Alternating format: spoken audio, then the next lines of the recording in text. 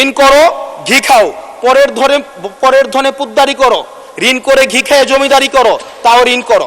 আমার কাছে মনে হচ্ছে মাননীয় স্পিকার এই প্রবাদটিকে সরকারি দলের কিছু সদস্য খুব সিরিয়াসলি নিয়েছেন, নিয়ে ওনারা ঋণ করো ঘি খাও তাও সুখে থাকো, এটাকে ওনারা এভাবে নিয়েছেন, ঋণ করো ঋণ খেলাপি হও তাও নির্বাচন অংশগ্রহণ করো।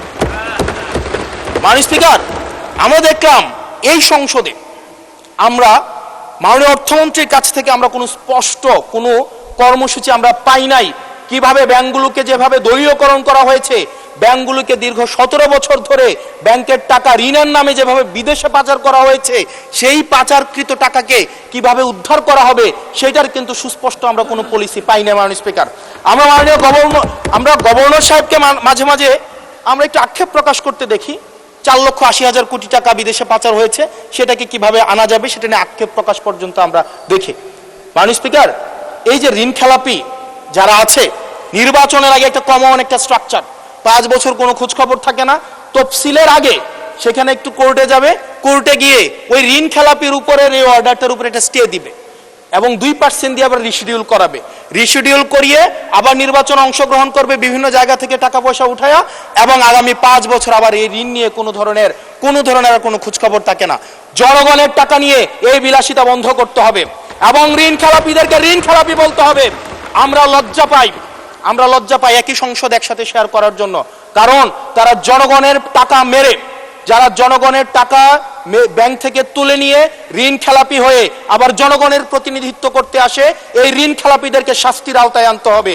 এবং তারা যখন সংসদ সদস্য হয়ে নির্বাচিত হওয়ার পরেও যদি তারা ঋণ খেলাপি হয়, এমন একটি আইন প্রণয়ন করতে হবে তাদের সংসদ সদস্য পদ যেন বাতিল হয়। সেটি শুধুমাত্র সরকার দলের জন্য না, শুধু বিরোধী দলের জন্য না, সেটি বাংলাদেশের উন্নতি, প্রগতি এবং সমৃদ্ধির জন্য সেটি প্রয়োজন। এবং পরবর্তী প্রজন্মের কাছে আমাদের দায় মুক্তির জন্য এটি প্রয়োজন। মাননীয় স্পিকার, আমাদের যেই জায়গায় টাকা পাচার করা হয়েছে, অন্তর্বর্তীকালীন সরকার একটি শ্বেতপত্র প্রকাশ করেছে।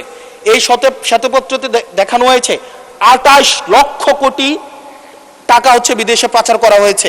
28-এর পরে কয়টা সংখ্যা হয়, আমি ইংলিশ ডিপার্টমেন্টের ছাত্র, আর্টস ব্যাকগ্রাউন্ডে পড়াশোনা করছি, আমার মাথায় আসে না 28-এর পরে কয়টা সংখ্যা হয়। 28-এর পরে 9টা না, এটাও হয় নাই। 28-এর পরে 28 লক্ষ কোটি টাকা বিদেশে পাচার করা হয়েছে।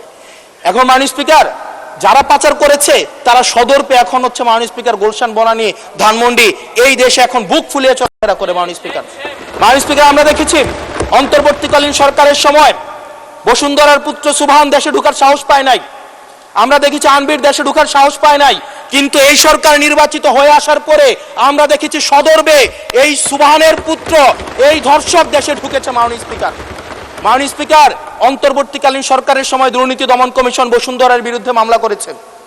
আমরা দেখেছি এই মামলার কি অগ্রগতি হয়েছে সেটা আমরা জানতে চাই।